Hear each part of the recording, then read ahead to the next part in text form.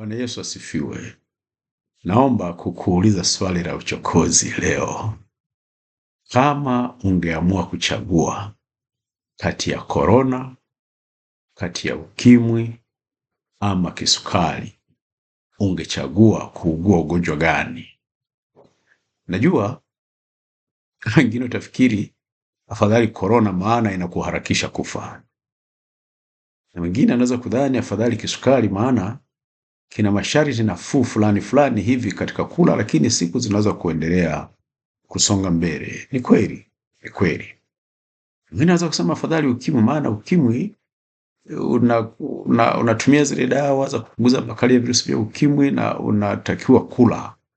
Kwa hiyo unaona kama unaweza kufungulia kula bila masharti. Hilo nalo ni wazo zuri, naweza kuwajibu. Sikiliza nikwambie. Mimi sihitaji kusikia jibu. Hasa wewe ungechagua nini? Lakini ugonjwa ni ugonjwa. Wakati korona ilipokuwepo, tulichukua tahadhari sana. Barakoa, kunawa, hata kushikana mikono tukachukua tahadhari. Baada ya korona kuanza kupungua na kupoa, kila mtu amesahau. Kumbuka, zoezi lile la kunawa lilipunguza pia magonjwa ya tumbo yakiwemo magonjwa ya kuharisha, kwa sababu huenea kwa njia ya uchafu kupitia mdomoni. Na ugonjwa wa kisukari ni ugonjwa rafiki. Ukipata ugonjwa wa kisukari unakaa nao miaka yako yote, ili mradi unafuata maelekezo ya wataalamu wa hospitali kuhusu vyakula, kuhusu dawa na kujitunza. Nayo ikiwa umepata shida ya kisukari, usikate tamaa. Bado unaweza kuishi muda mrefu, ili mradi uzingatie maelezo na maelekezo ya wataalamu wa hospitali, hususan katika vyakula, hususan katika kujitunza na matumizi ya dawa.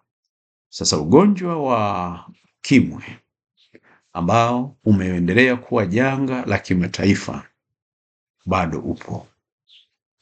Nao katika nchi yetu ya Tanzania tuna zile dawa za kupunguza makali ya virusi vya ukimwi. Tunashukuru sana serikali zinatolewa bure.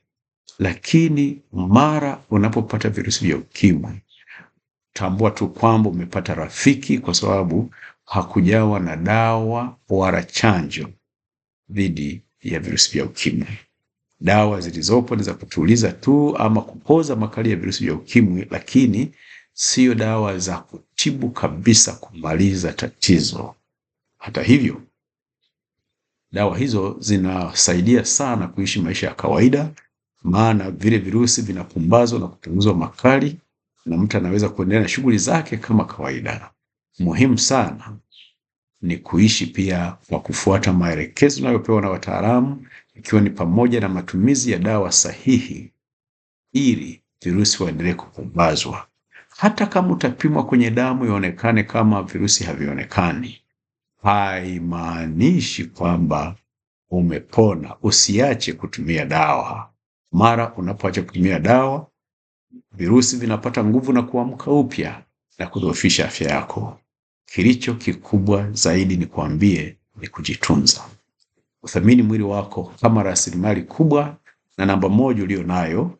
Weka ulinzi wako wote kwa ajili ya kujitunza. Ikiwa ukimwi unaenea kwa njia ya mahusiano ya kimwili katika maeneo yetu, uwe mwaminifu katika maisha yako.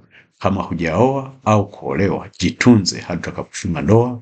Kama umo katika ndoa, uwe mwaminifu kwa mwenzi wako. Usitoke nje. Acha kurukaruka, kwa sababu kwa kufanya hivyo utafungulia mlango virusi vya ukimwi na kuingia katika familia yako. Mwili wako ukiutendea kwa haki, ukaulinda, ukautunza, utaishi maisha mema, mazuri, yenye afya, na utaweza kufanya maendeleo ya familia yako na jamii pia. Mungu akubariki unapozingatia mashauri haya.